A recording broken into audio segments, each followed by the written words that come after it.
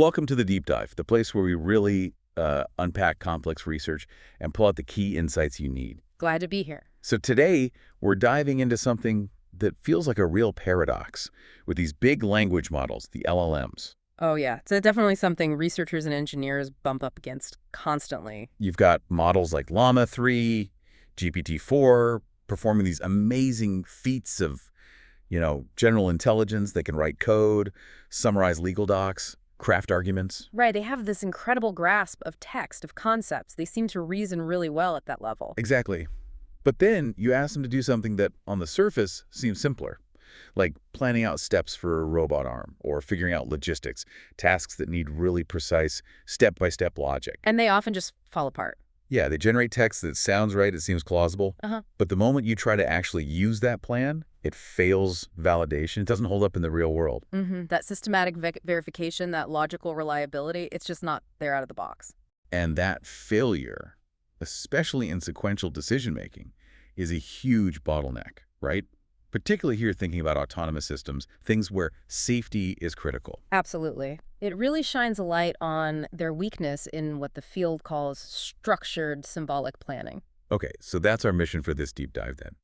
We're going to unpack this really interesting framework called PDDL and Struck. Yep.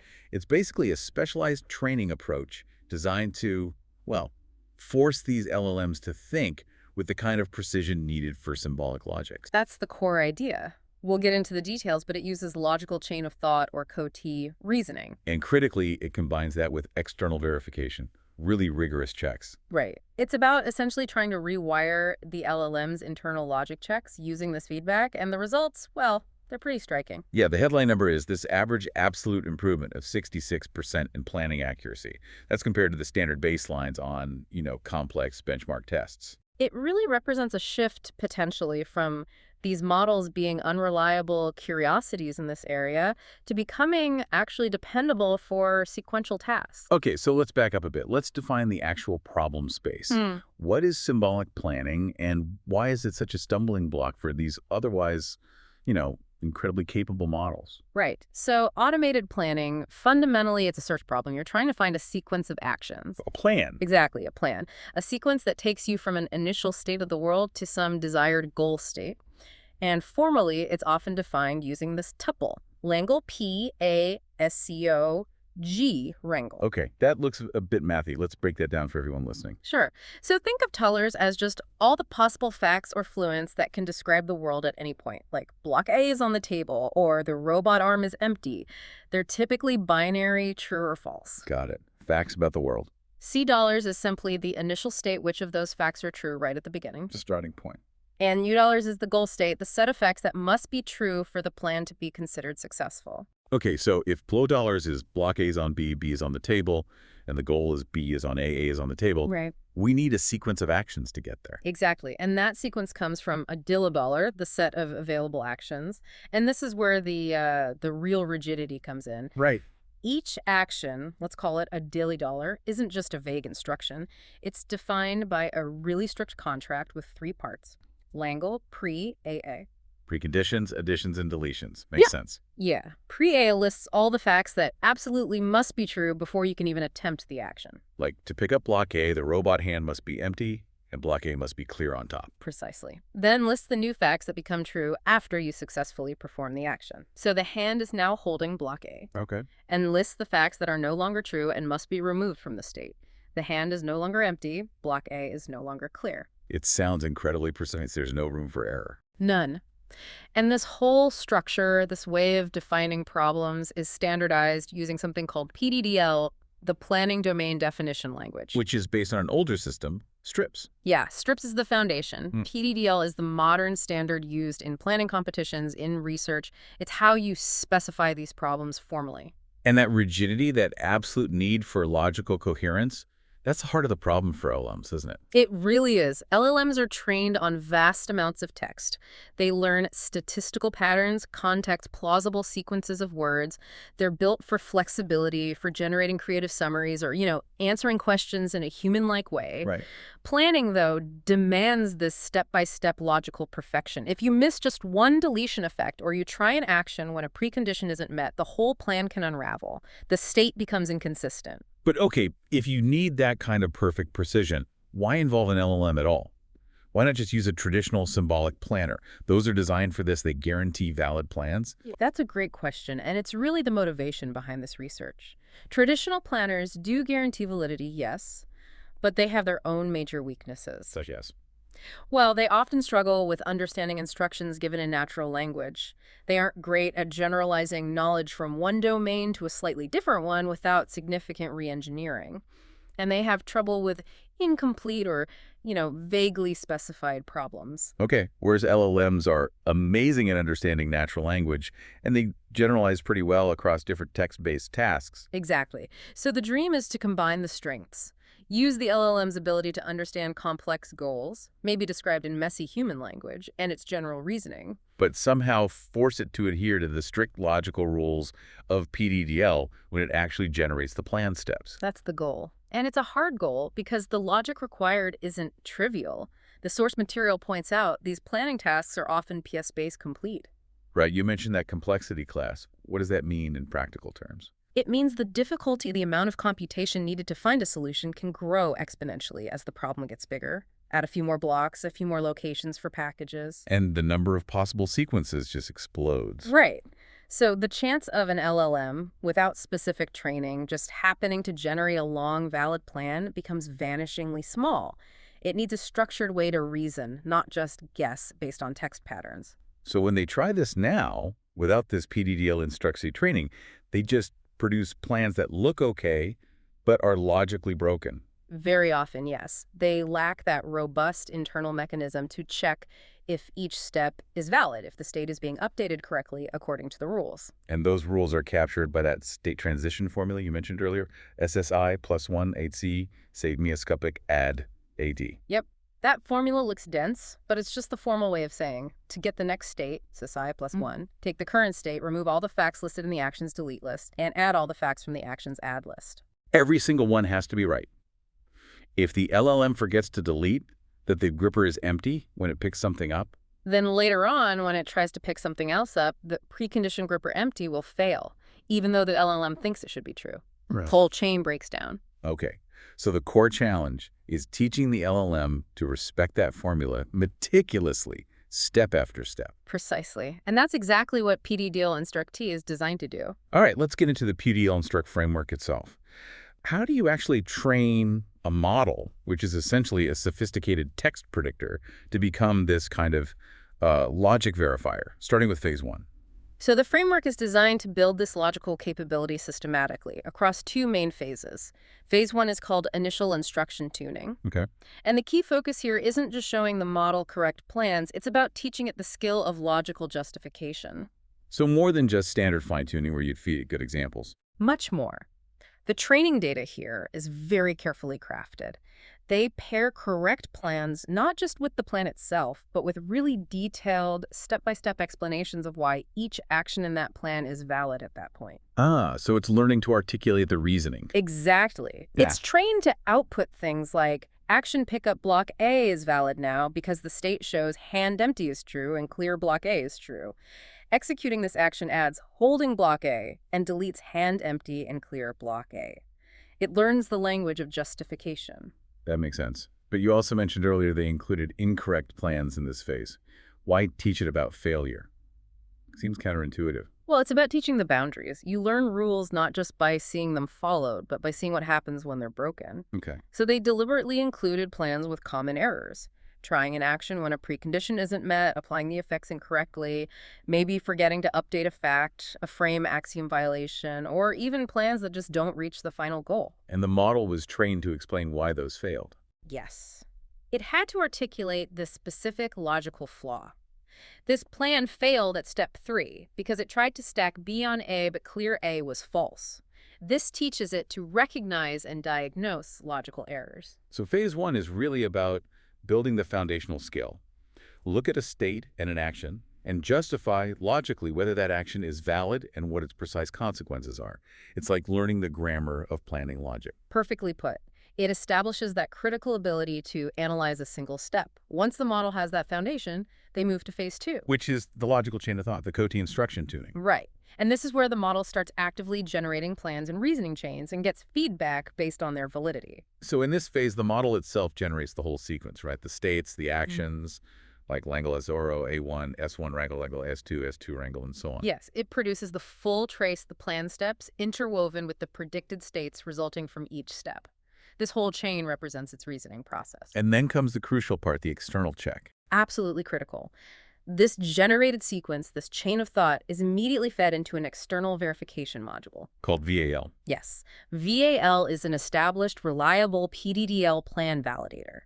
It's based on formal methods, not machine learning.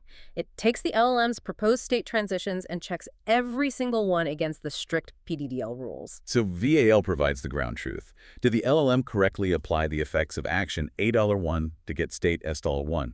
VAL can say definitively yes or no. Exactly. And this external objective feedback is key. The paper emphasizes, and it aligns with other research, that LLMs currently aren't very good at reliable self-correction on complex reasoning tasks. Right. They can sound convincing even when they're logically wrong. They can kind of hallucinate a consistent seeming argument. Precisely. So VAL acts as the incorruptible logic referee, providing feedback based on the formal PDDL semantics. And the goal of this whole Kokik-Ulti process in Phase 2 is to ensure logical coherence from step to step, making sure Xi+1 truly follows from CLRL. That's the primary goal. And as you noted earlier, the focus here is explicitly on satisficing. Meaning just finding any valid plan that reaches the goal. Yes.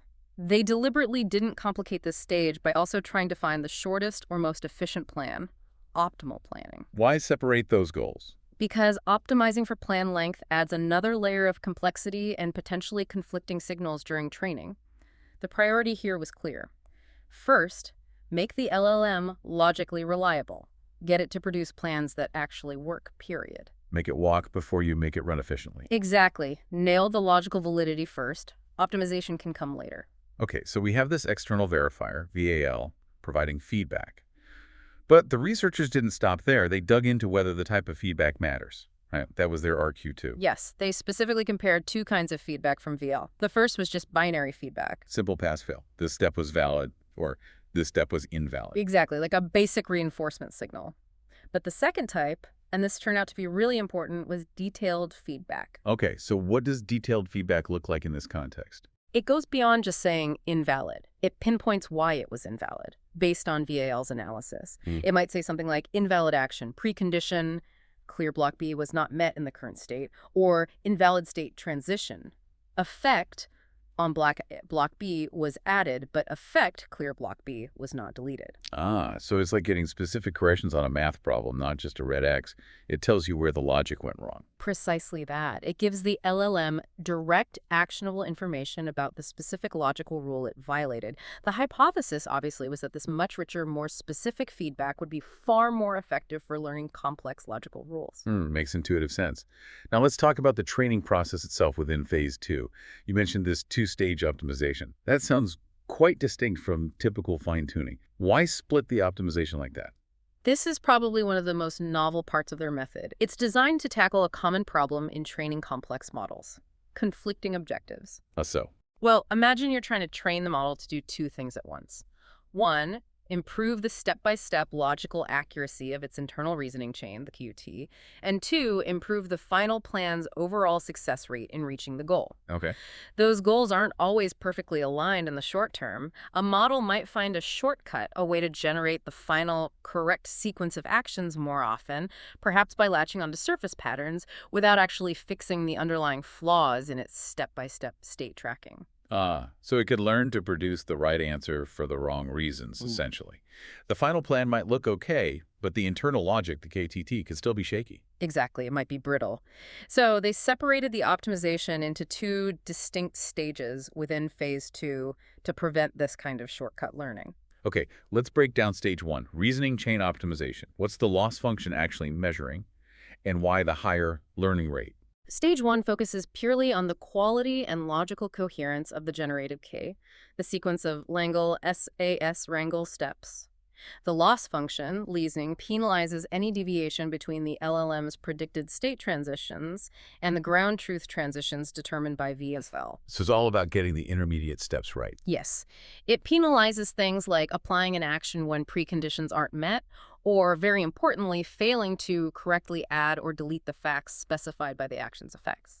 The learning rate here, $1, is set relatively higher at $1 times 10 to 5. Why higher? The thinking is that you want to make substantial adjustments here. You're trying to fundamentally improve the model's internal state tracking mechanism, its understanding of PDDL rules. You need a strong enough signal to reshape that core logical process. And you mentioned a specific function. The state distance function measures the symmetric difference. How does that work? Right, del state is the core of lacing. It compares the set of true facts in the correct next state, according to VAL, with the set of facts in the state the LLM predicted. The symmetric difference is basically a count of all the facts that are in one set but not the other. So it's literally counting how many facts the LLM got wrong and that step facts it missed adding, facts it forgot to delete, or facts it hallucinated. Exactly. It's a precise measure of the logical error in the state prediction. And reasoning also uses some weighting factors. They penalize precondition violations with a weight alpha precon of $1. Okay. But they penalize failures related to achieving the overall goal slightly more, with alpha goal set at 1.5. Why penalize goal failures more heavily in the reasoning stage? It's likely a way to gently steer the reasoning process towards productive paths, even while focusing on step-by-step validity. A local error is bad, but an error that leads the whole plan away from the goal might need a slightly stronger nudge back. Okay, so stage 1 builds that solid step-by-step logical foundation. Then what happens in stage 2? And past performance optimization. Stage 2 shifts the focus. Now, the optimization uses a different loss function. This one measures how well the entire generated plan, the final sequence of actions, achieves the task goal, $. So does the final state satisfy all the goal conditions? Precisely. And crucially, the learning rate here, built to 22, is lower set at $5 times 10 cents. Well, we're suggesting a more cautious approach. Exactly. They've built the logical engine in stage 1. Now in stage 2, they're fine-tuning how that engine is used to generate successful plans. The low learning rate helps ensure that this fine-tuning doesn't accidentally disrupt or override the fundamental logical rules learned in stage 1. So it's about applying the learned logic carefully towards the final goal. Right. And a final DOL also includes a significant fixed penalty, betas, $2 for any generated plan that VL ultimately deems invalid. This directly ties the end task performance back to the necessity of maintaining logical soundness throughout the entire sequence. You can't just get lucky. The plan has to be valid and reach the goal. So it's a really clever two-step dance. First, aggressively train the detailed logical reasoning, then carefully tune the application of that reasoning to solve the overall problem, always reinforcing validity. That's the core idea behind the two-stage optimization. Build the foundation, then refine the application. Okay, so we have this sophisticated two-phase, two-stage training process with detailed feedback. Let's talk about the payoff. What were the results when they tested this? The results were, frankly, quite dramatic. They tested models like Llama 3 8B and also GPT-4 using the Plan Bench benchmark, which has a standard set of planning problems across different domains. And the main metric was plan accuracy. Yes, defined as the percentage of generated plans that were both valid according to VAL, meaning logically sound step by step, and successfully achieved the specified goal conditions. All right, let's hit that main finding first, RQ1, the absolute improvement. Wow. You mentioned that striking 66% average improvement number. Can you give us a concrete example with Llama 3? Sure. Let's take the classic blocks world domain stacking and unstacking blocks. The standard baseline Llama 3 model, without PDDL instruct, achieved a plan accuracy of only about 28%. Wow, okay, so more than 70% of the time it failed. Either the plan was logically invalid, or it didn't reach the goal, or both. Exactly. It was largely unreliable for this kind of task. Now, after applying PDL instruct, specifically using the detailed feedback mechanism and running for 15 iterations, that accuracy jumped to 94%. 94% from 28%. Yep, a massive leap. That really is transformative. It takes it from something that's basically unusable for reliable planning to something that's actually quite dependable in that domain. Absolutely. It shows that forcing the model to learn and articulate the explicit logic, preconditions, effects, state tracking provides the missing piece it needs. It's not just guessing plausible text anymore, it's generating logically grounded solutions. Okay, now let's dig into RQ2, the impact of that feedback type. Yeah. You said detailed feedback was better than just binary pass-fail. How much better? Consistently and significantly better across all the tested domains and models. The detailed feedback, which gave those specific reasons for failure, really proved its worth. You have an example there. Yeah, let's look at a tougher domain, Mystery Blocks World. We'll talk more about that one in a sec. But even there, for Llama 3, using detailed feedback resulted in accuracy that was 15 percentage points higher than using just binary feedback. 15 points is a big difference in performance. That really underlines the idea that the model isn't just learning that was wrong, it's learning why it was wrong and correcting its internal logic based on that specific advice. Precisely. It suggests the LLM can actually process and utilize that structured symbolic error information, like you needed fact X, but fact Y was true. Binary feedback just doesn't provide that targeted learning signal. Right, it's just try again, maybe differently. Yeah. And they also found that increasing the number of training iterations, like from ETA $10 to ETA $15, gave a bigger boost when using detailed feedback. On average, about 4.3 percentage points more improvement. Which suggests the model makes better use of the extra training time when it's getting that richer, more informative feedback signal. Makes sense. More specific guidance allows for more productive learning cycles. Okay, let's talk about RQ3 now, generalization, and how this holds up as problems get more complex. You mentioned Mystery Blocks World. What's special about that domain? Mystery Blocks World is designed to be a really tough test of pure logical reasoning, stripping away any help the model might get from its general world knowledge or natural language understanding. How does it do that? It uses the exact same underlying logical structure as the standard Blocks World domain, same actions, same rules about what can be on what, Hmm. but all the predicate names are deliberately obfuscated. So instead of on A, B, and clear A, it might use something like rel 12, obj A, obj B, and prop 5, obj A. Exactly. All the meaningful names are replaced with generic symbols. The model can't rely on the fact that it knows, from its pre-training, what on or clear usually mean in the context of blocks. It has to rely purely on the PDDL definitions it was given and the logical reasoning skills it learned during PDDL Instruct. It's a pure test of symbolic manipulation based on the taught rules. So how did the baseline Llama 3 do there? The baseline was almost completely lost. Its accuracy in Mystery Blocks World was a staggering 1%. 1%. Basically random chance, or maybe getting the simplest possible one-step plans right occasionally. Pretty much. It shows that without the semantic clues, the standard LLM has no idea how to follow the logical rules. And PDDL Instruct with detailed feedback. It boosted the accuracy for Llama 3 in Mystery Blocks World all the way up to 64%. Wow. From 1% to 64%. That's a 64-fold improvement. It really is. That feels like the most convincing result. It demonstrates that the framework isn't just teaching the model to associate words like pickup with certain state changes. It's teaching it the underlying formal logic of actions, preconditions, and effects in a way that transfers even when the familiar words are gone. Exactly. It proves the domain general nature of the learned logical reasoning. The ability to handle the obfuscated domain shows it learned the structure, not just surface patterns. Performance did vary by domain, of course. Blocks World was generally the easiest. Logistics, moving packages between locations, was harder. And Mystery Blocked World was the hardest. But the improvement from baseline was dramatic across the board. It really seems like they've successfully injected a dose of formal symbolic reasoning capability into the LLM. Yeah, taking an LLM from basically zero competence in a structured logical task to, 64% or even 94% accuracy. Yep. That has some significant implications. Definitely. Let's talk about those broader impacts. What does this kind of improvement open up? Well, the most obvious area is in autonomous decision-making, especially where reliability is key. Think about robotics in manufacturing or healthcare, autonomous vehicles needing to plan maneuvers, or even coordinating disaster response efforts. Right. Anywhere you need a system to make a sequence of decisions that absolutely must be logically sound. And crucially, this method enhances both interpretability and verifiability, because the model generates its logical chain of thought. You can actually look under the hood. You can inspect the step-by-step reasoning it used to arrive at the plan. Exactly. That's huge for debugging, for trust, and for certification in safety-critical applications. You're not just getting an answer, you're getting the working out. It also feels like a really practical step towards bridging that long-standing gap in AI, right? Between the connectionist, neural approaches like LLMs and the traditional symbolic logic approaches like PDDL. It really does. It creates a kind of hybrid intelligence.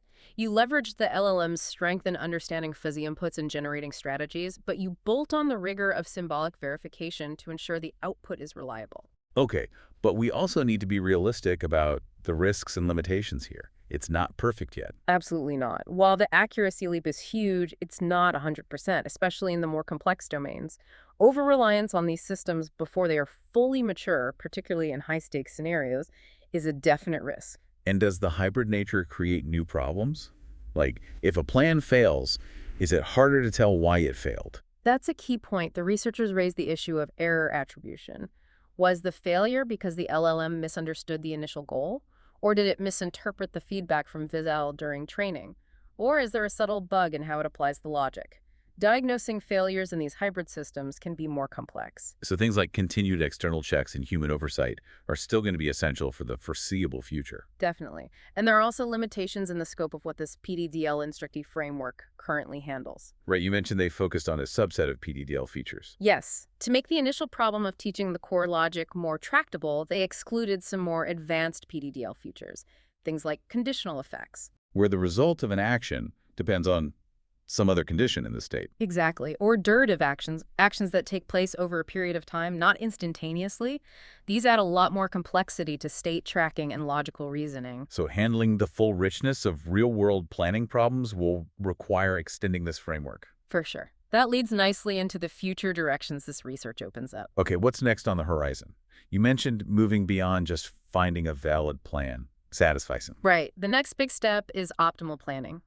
Training the model not just to find a valid plan, but to find the best plan according to some metric, usually the shortest plan, fewest actions, or the lowest cost plan. That sounds hard. Yeah. The model would need to generate multiple valid plans and compare them. Potentially, or learn heuristics during training that guide it towards shorter plans while maintaining validity.